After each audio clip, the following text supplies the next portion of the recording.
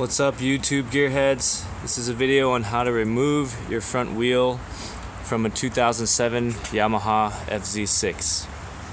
The first step was to use a 12mm socket wrench to remove the two bolts supporting the caliper and the reflector, which was like this. Remove that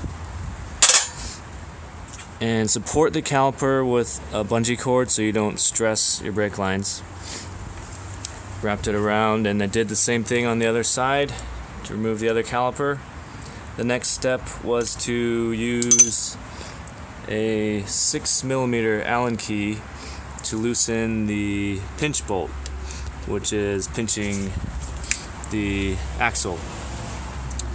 Next is the tough part. I had to run around the house to find an 18mm bolt that would fit in here and two nuts to oppose each other and allow me to loosen the axle like so. I used the handle off of my shop jack just to give more leverage. After that, I used a small jack and a piece of wood, put it under the exhaust manifold to raise the front of the bike. It's currently on the center stand. I still have the rear wheel on as well.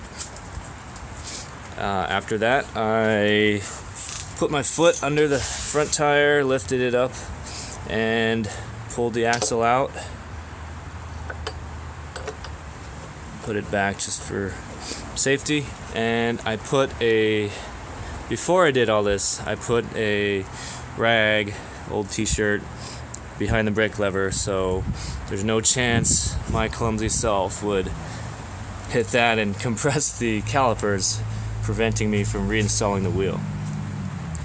Another thing to note is there are spacers. There should be. The spacer fell out on this side, but you can see the spacer here.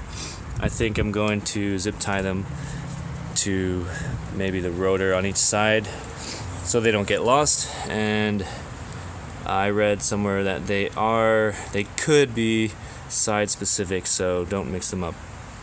But that is all you should need to know to remove the front wheel. It's a pretty fast job.